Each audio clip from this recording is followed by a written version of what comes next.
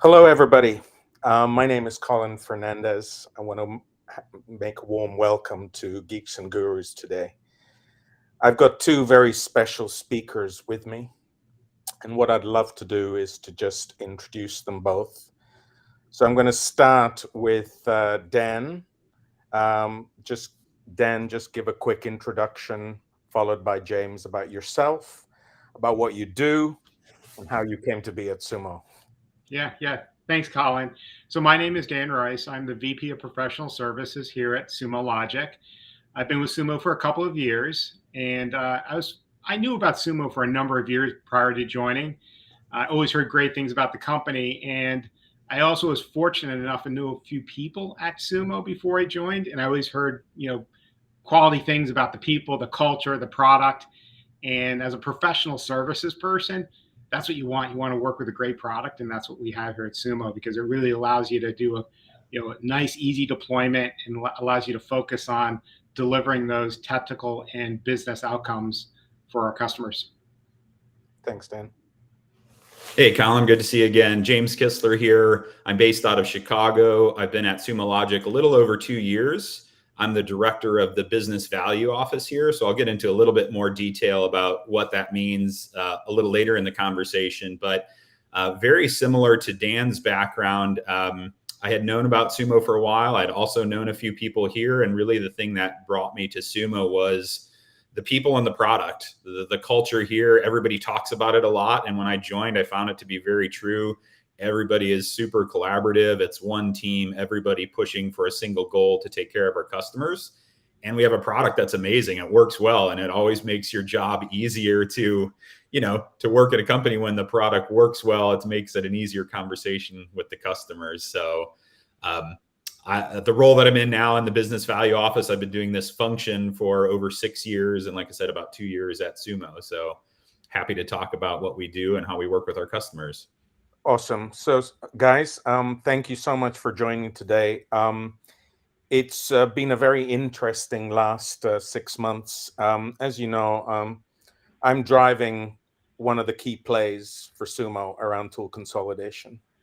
And something that was really, really important for me was to bring you both together to talk about what we do, how we do it, and why we do it. So, without further ado, the consolidation of many monitoring and security tools is hitting the rubber on the road. Today, we have many customers who are looking, and looking at the economic climate today and looking at ways to really help with their cost. The main one is really delivering valuable applications and driving profitable services at a very interesting point in time. I'm a veteran. I'm not going to say much about you guys, but I've been around the block for 35 years. And something that's really, really brought my attention is to what you said, James, about having good tools, tools that deliver. And both of you actually said that. So I want to start off with really our professional services team. And Dan, you had this up, but something that's really, really important that came to the fore is some of the key cases that you're working on and how you're helping customers with their migrations and their consolidations. So I'd like to begin with you just to ask you is what is it? Tell us a bit about Sumo and our PS organization and how it impacts our customers really focusing in on migration and consolidation. Yeah, great question. And I'll start with when we talk about tool consolidation, that's an initiative that's going to drive cost reduction, simplification of tools, processes, maybe daily work activities, and even modernization. If your existing solution is no longer meeting the operational needs of the business. And then the migrations, those are the projects that support your overall initiative. And the migrations, you can go horizontal across the organization. Meaning, a great example is, hey, you're going to migrate all log analytics and security to Sumo. horizontally across all your environments. Or a vertical approach might be, hey, you're just going to do groupings of applications at a time. And a great example of that is we see that a lot where there's a customer that's currently going through a cloud migration. And cloud migrations typically they would migrate applications and workloads to the cloud in phases or groupings. And it's that when that new grouping hits the cloud or is deployed in the cloud, that's when it would fall under the Sumo umbrella for security and observability. In terms of how does professional service, how do we engage to help our customers, is it's when you're about to undertake that tool consolidation initiative and you want to plan out what the migration looks like. It's all about starting with a proper discovery phase, right? What needs to be moved, what needs to be migrated, what no longer does not need to be migrated because it's no longer relevant to your business. And that's really key to a successful migration, is having that proper discovery phase and really streamlining how you go about your migration. And if I got another minute, I like to use the analogy of, hey, if you're moving to a new home and you're going to hire movers to move all your belongings from your old house to your new house, you're not going to tell the movers, hey, take everything from the basement and everything from the garage, you just move it all over to the new house and put it in the exact same spot that it was before. No, you're going to say, hey, you know what? I'm going to throw some things out. I'm going to donate some things, whatever it may be. I'm not going to move everything. I'm not going to pay the movers to pay everything. I'm going to filter things out. And then also the other thing doesn't make sense is you're not going to put it in the exact same spot in the house. You're going to look to optimize how you organize things. You're going to look to optimize how you live today, not how you were living a few years ago when you had everything stuffed in your basement and garage. It's the same thing with migrations. Only migrate what needs to be migrated, what's relevant to your business today. And most importantly, we can help you identify, use that migration project as an opportunity to improve and innovate how you do things today. How do you streamline your use cases or your dashboards and searches? How do you potentially rethink your data collection strategy? It's all about, improving and taking full advantage of the benefits that the Sumo platform offers to you today. That's great. Go ahead. No, yeah, that's good. Yeah, so just a couple of things, and then I want to get because this also applies to James as well. But I just want to touch on a few things that you just said that were really, really important. Throughout my career, we've had professional services engagements to build that relationship and trust and to deploy things well. I just want to touch on that element of discovery because, James, I'm going to come to you also and talk about the importance of discovery. But you also talked about, a methodology for design, data, and collection. Can you just say a bit more about that? Just maybe, a minute or so. But that process is critical. And it covers quite a few important steps. And I love this analogy, so we'll stick to the house because I live in Amsterdam and I'm living on some stilts in water. So I'm constantly thinking about, is my foundation good? Can you highlight that foundational sort of methodology and how that is so applicable today, Ben? Yeah, I'd love to. First off, we take an enablement approach to our migrations and deployments because we want to make sure our customer is in the best possible position to own and operate the solution when the project is completed. And we do that through a very collaborative working environment with the customer throughout the project, through working sessions, workshops, enablement, knowledge transfer. Really want to make sure the customer knows what's being configured and how it was configured so that the customer understands, like I said, how to own and operate the solution moving forward. And like we were just talking about, that I can't stress it enough, the discovery phase is just super important to having a successful migration and making sure that you're streamlining your approach to how you go about the migration and really focusing on what's important. Super. So, James, really great to have you here today to, gain and gather your insights and share them with our audience today. So, just pivoting off from discovery, business value. We've had an office operating for a while, and many of our customers today are engaged with us. So, can you just sort of provide an overview of what our methodology, our offerings are, and why it's so critical to this particular topic? Yeah, sure. I had mentioned in my intro, I'd get a little more into what we do. And so, if you're not familiar with a business value office or a value office, basically it's my team's job to partner with our sellers and our customers or prospects to make sure that we can make financial sense of an investment. So, typically, if a customer's looking at us and they want to do a POV, that's kind of the technical track. What we do is a BVA or business value analysis, which is really helping you do a financial justification for an investment. So where it relates to discovery is that's where everything starts for us as well. It's all about understanding that customer. Where are they in their current state? What are the problems that they have? What are the pains they're trying to overcome? Where are they trying to go? And then critically understand, what does that current state look like in terms of metrics? What are the metrics that they're trying to improve upon? Is it, reduce MTTD, MTTI, MTTR, however you look at that? Is it reducing risk? Is it saving time, saving money? We want to understand those metrics, baseline where the customer is at today, so that we can come back, 12 months later and say, hey, you've been a customer of Sumo for 12 months now. Here's where you were 12 months ago. Where are you now? Did we get to the point you wanted to? Did you improve those metrics that you wanted to? And if not, in the true spirit of partnership, let's figure out why. Maybe there's an enablement issue, an adoption issue, something like that. So it's very important for us to understand the current state, which we do through our discovery.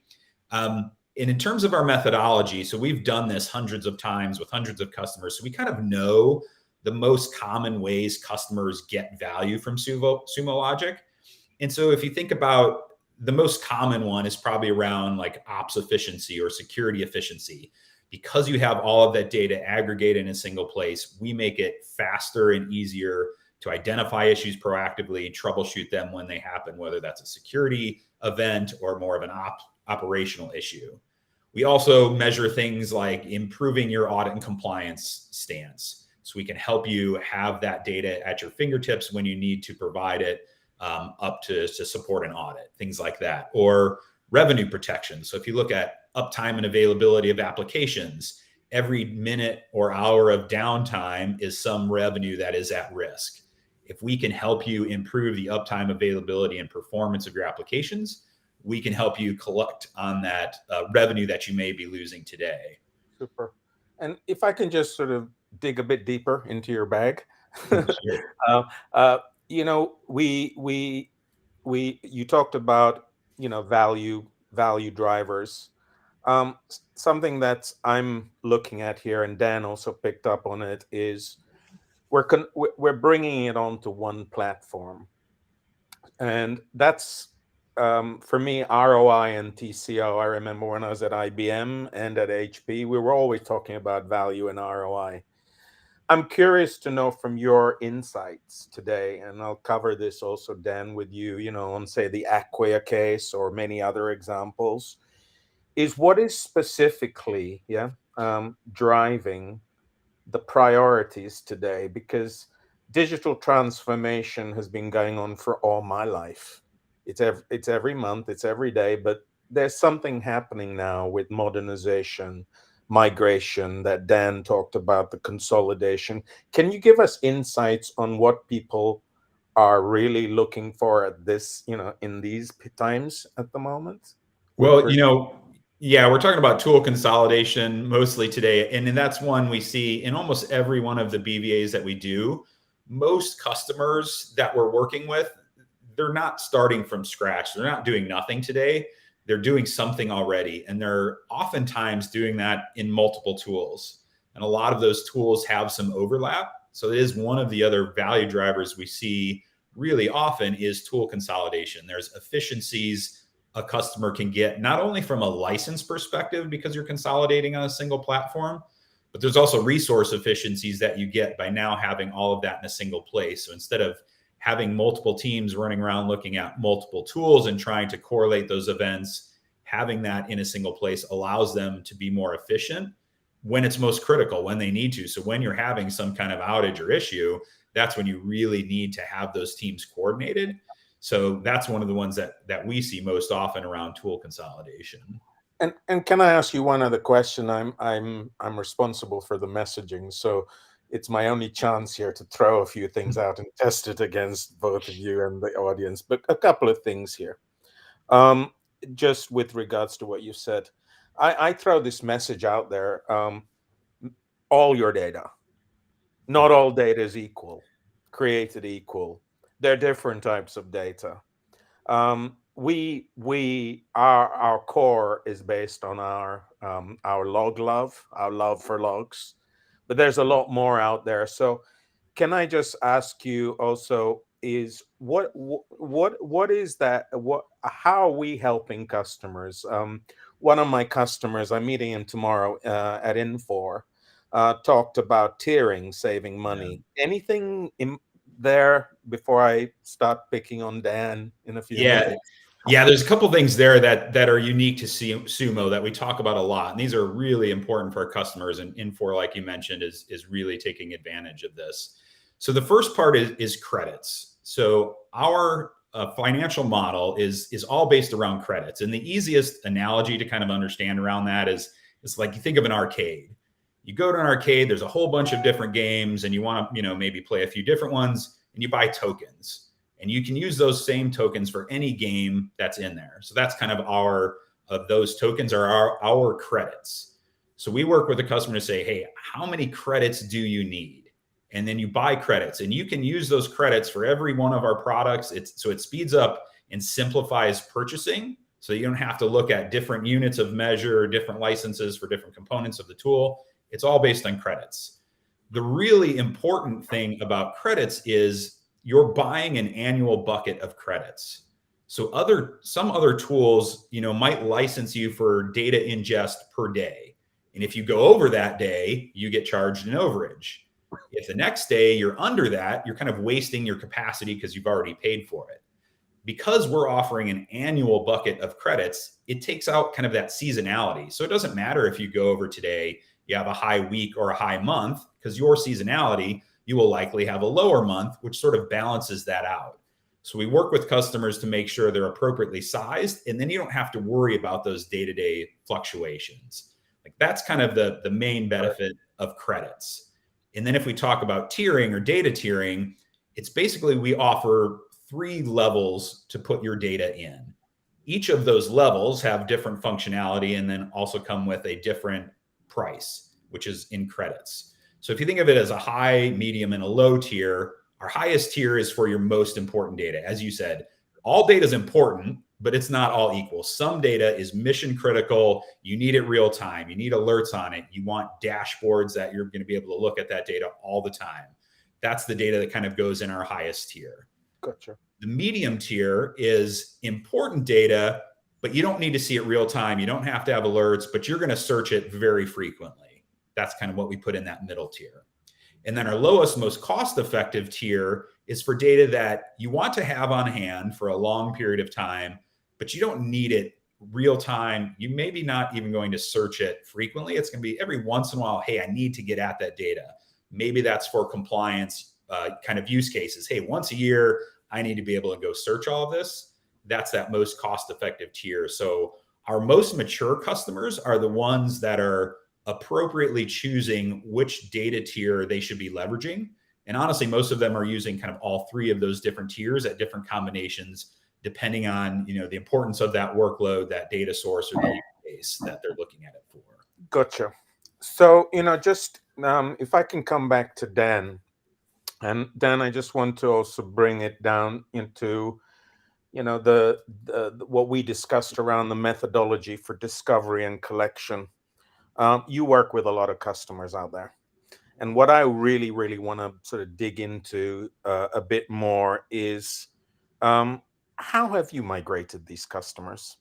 I'll be very open. I've lived with competition all my life, but in the cloud, whether you're on-prem, native, or hybrid or multi, there are a lot of vendors out there.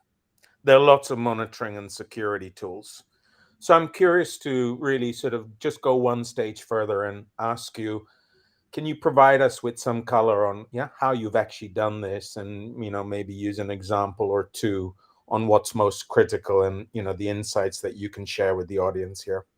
Yeah, yeah, yeah. Thanks. And we like to take not just an enablement approach to our deployments, but in migrations, but also like to think a white glove approach. And that gets into something that James was talking about earlier: data tiering. Like, we want to get you on a path of proper data tiering right from the start, so that you're getting the maximum value out of Sumo. You build that best practice right at the beginning, and the professional services team works with our customers to make sure that we look at use cases and then make recommendations on what tier your data should go to based on the use cases that you're looking to use Sumo for.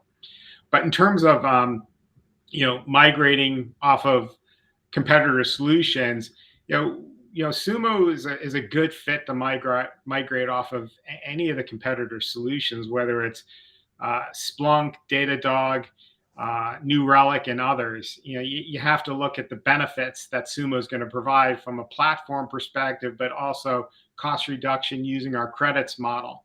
And the other nice thing in here is that Sumo, we offer both security and observability solutions.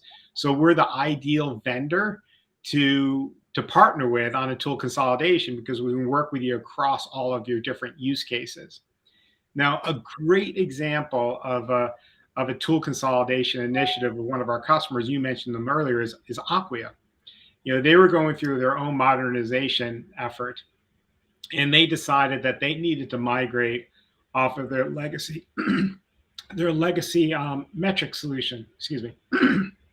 and and in that, they contacted Sumo and said, hey, we'd like to use Sumo for metrics, or at least evaluate that, because Acquia has been a Sumo customer for a number of years, successfully using log analytics.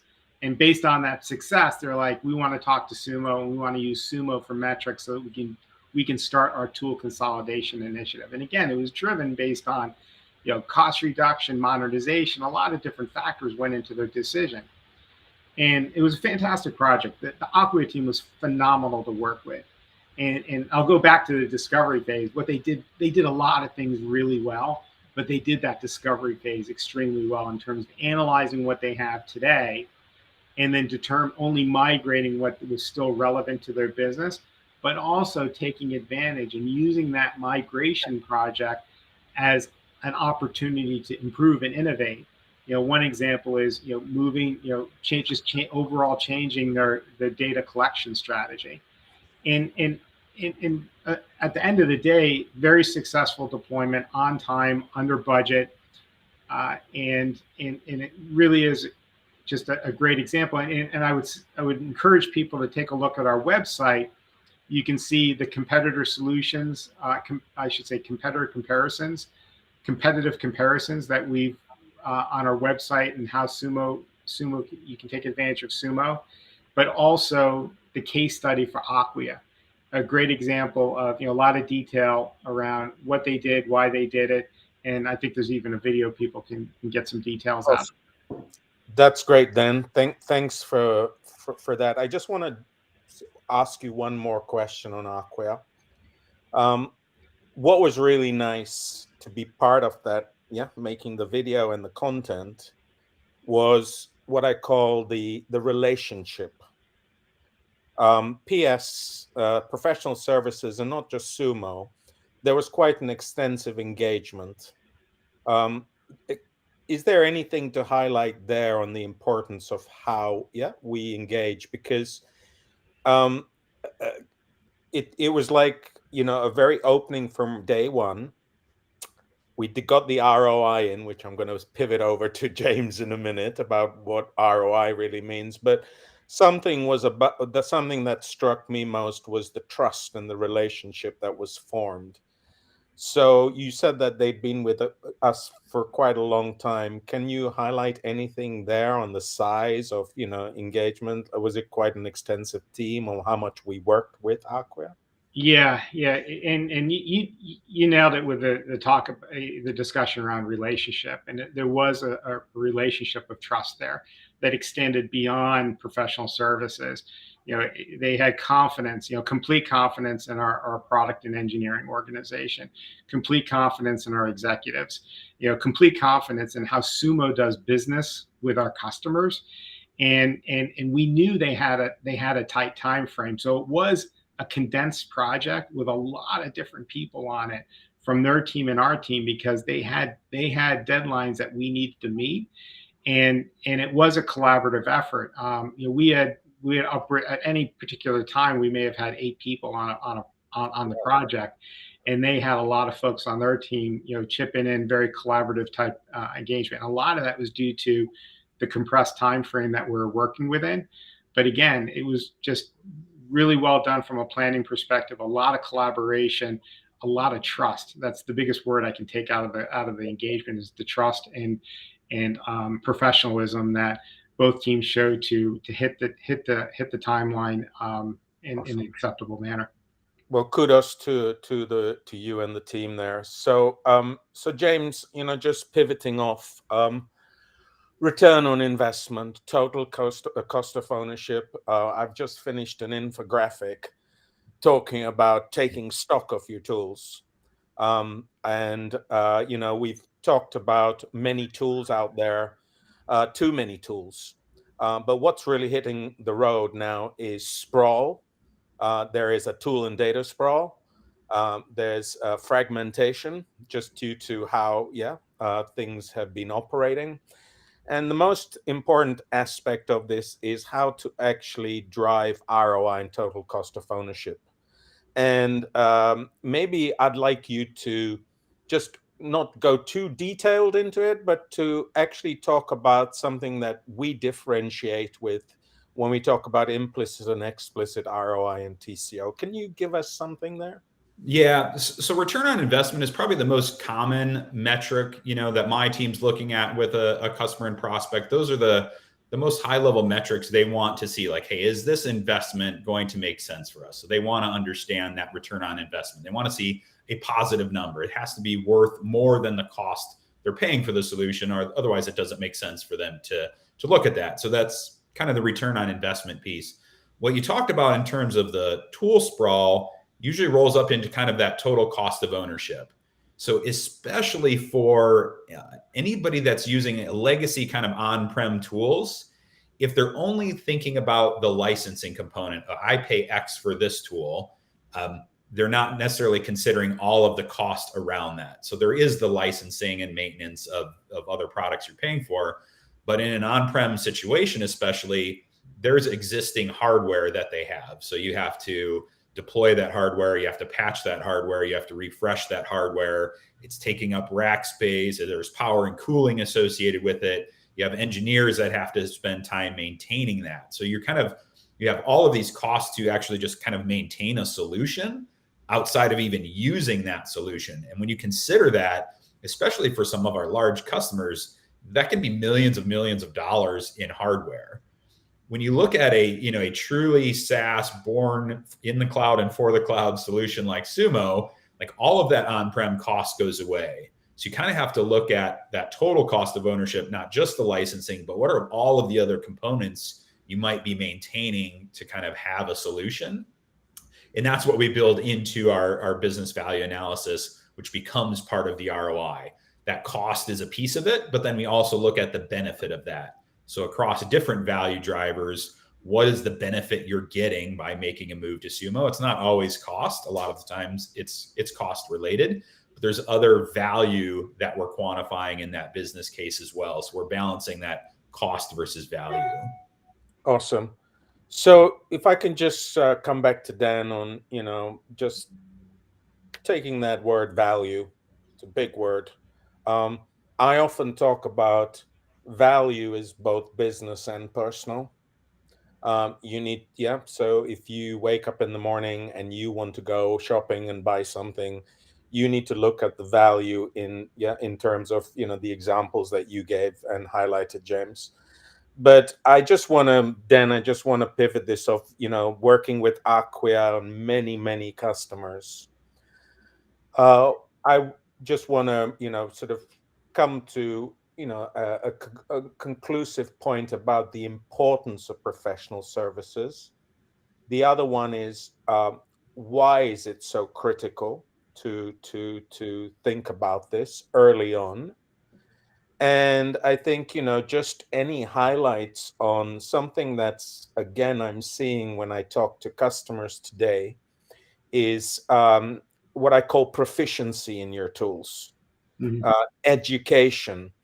Many today, I just finished a case study, and the gentleman, he was this architect. He was very proud of his certifications of Sumo.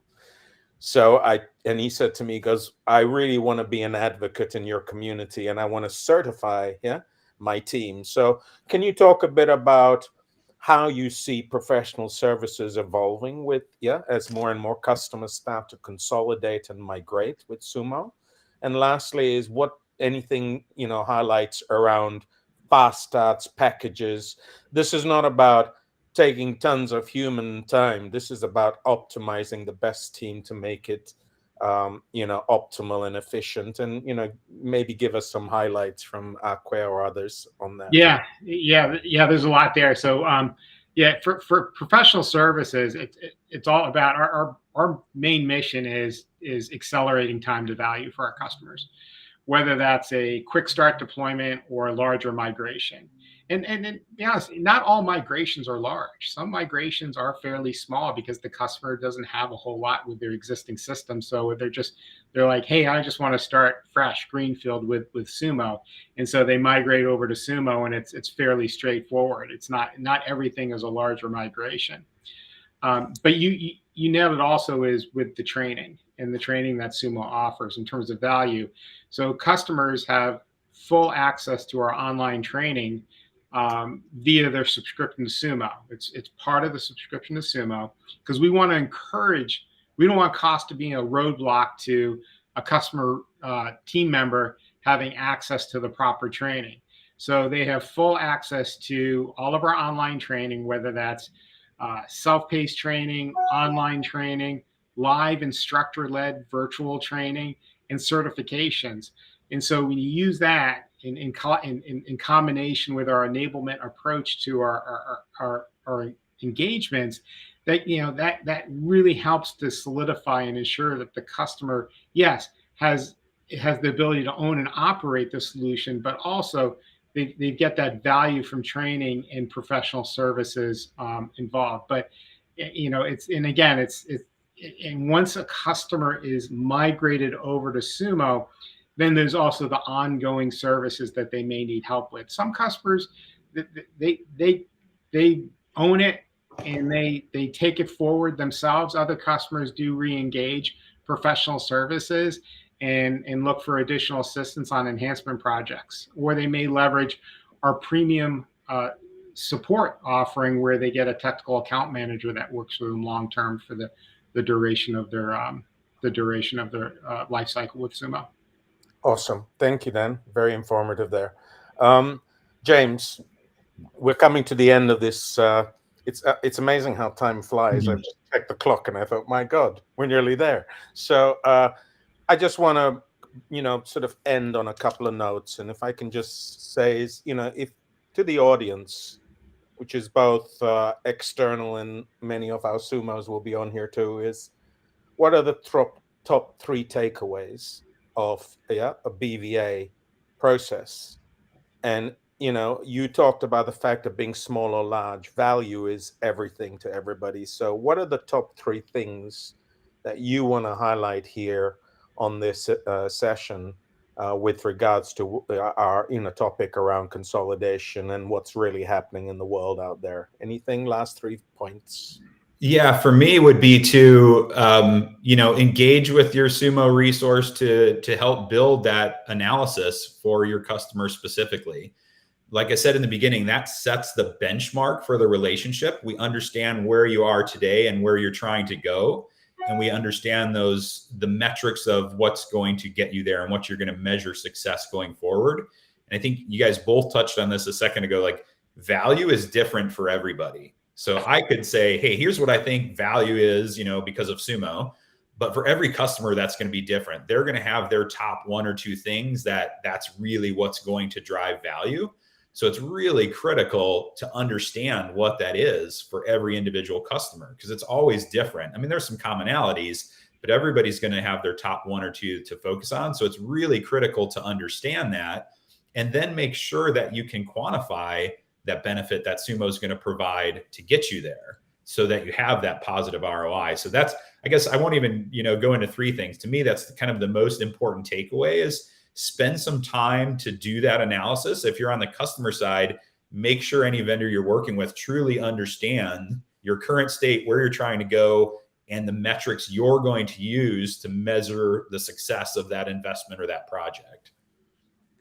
Clear. Thank you very much. And Dan, over to you. What are your last thoughts? Yeah. It's value is a big piece of it, but from professional services, like I was talking about, it's plan and plan well, and make sure that you use your migration project as that opportunity to improve and innovate. Look at how you can do things differently and take full advantage of the Sumo platform.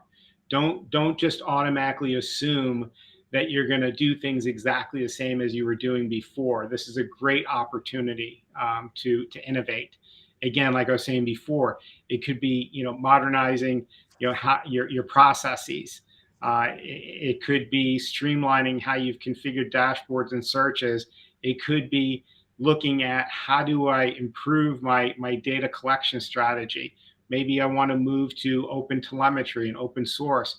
There's just a lot of opportunities here that Sumo can help a customer to work through, think about, and make decisions on. Awesome. Gentlemen, I just want to say at this point, it's been a pleasure working with you, getting to know you through the last months on taking our tool consolidation solution forward. So looking forward to collaborating more with you. My 3 points to just the audience is to really look at our solution pages, our blogs, our case studies, and really 3 things: stop the sprawl, save time and money, and consolidate your tools with Sumo. So I'm going to end the session now, but just a big thanks, Dan and James, to you and your time, and thank you for today.